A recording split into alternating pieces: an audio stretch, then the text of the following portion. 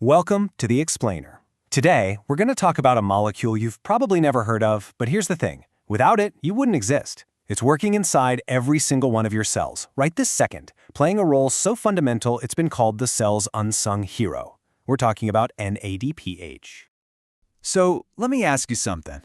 What if every single one of your cells had its own personal superhero working 24/7? And we're not just talking about a hero that fights off bad guys. This one also builds the very structures that keep you alive. It constructs, it guards, and it defends. Now, this might sound like science fiction, but it's not.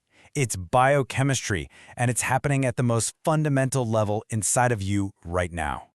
And the name of this hero? Well, it's a bit of a mouthful. Nicotinamide, Adenine, Dinucleotide, Phosphate. Now, let's just call it NADPH. And it has two absolutely epic jobs inside your cells. Two roles so critical that, honestly, life as we know it would be impossible without them. So here are its two main gigs. On one hand, NADPH is a master builder. Think of it like the primary contractor for your body, putting together essential stuff like fatty acids and cholesterol. And on the other hand, it's a vigilant guardian, your cell's first line of defense against damage and the stress that comes with aging. Now, a hero this powerful needs a source for its energy, right? So where does NADPH even come from? Well, it isn't made in just one place. It's actually forged in multiple spots all over the cell, making sure it's always ready for action.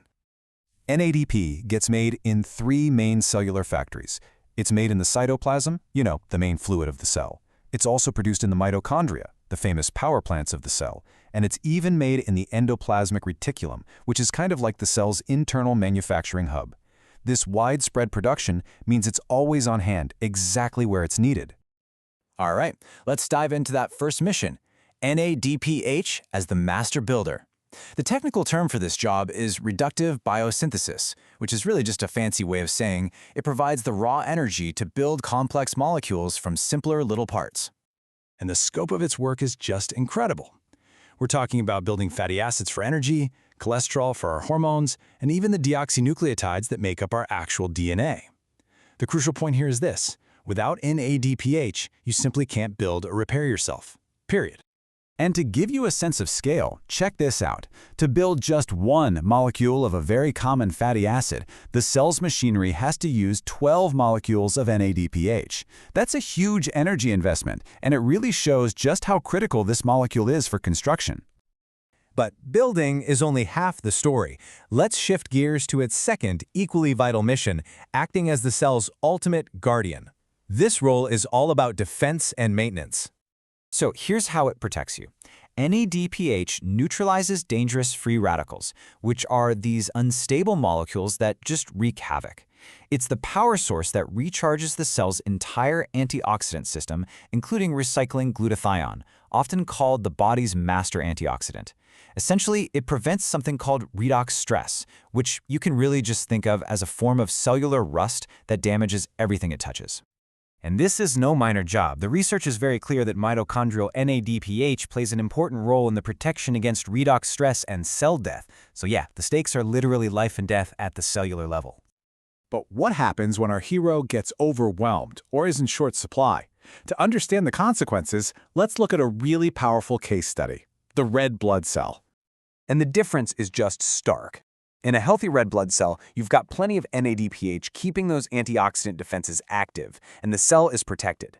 But when NADPH levels are low, those defenses fail. The cell gets damaged, its membrane weakens, and it ultimately just bursts in a process called hemolysis. This failure has a visible consequence. When the hemoglobin inside red blood cells gets damaged from all this oxidative stress, it actually clumps together into these structures called Heinz bodies. This is a clear physical sign that the cell's guardian, NADPH, has been overwhelmed and its defenses have collapsed. Okay, let's bring all this together. We've seen NADPH as both a master builder and a vigilant guardian. It assembles the very fabric of our bodies while protecting it from falling apart. And this isn't just some abstract biochemistry class. It's directly connected to our health and the aging process. Now here's the crucial point that connects all this to our daily lives. As we get older, the cellular levels of our hero, NADPH, begin to decline. And this happens for a few reasons. As we age, levels of its precursor molecule NAD+ go down. At the same time, A lifetime of accumulated oxidative stress means there's a higher demand for NADPH's protective services. This combination weakens our defenses and leaves our cells more vulnerable to the exact kind of damage we associate with aging. So this leaves us with a final, critical thought. We rely on this unsung hero every moment of our lives. But as it weakens with age, what does that truly mean for our long-term health and vitality? It's a question at the very heart of understanding the biology of aging.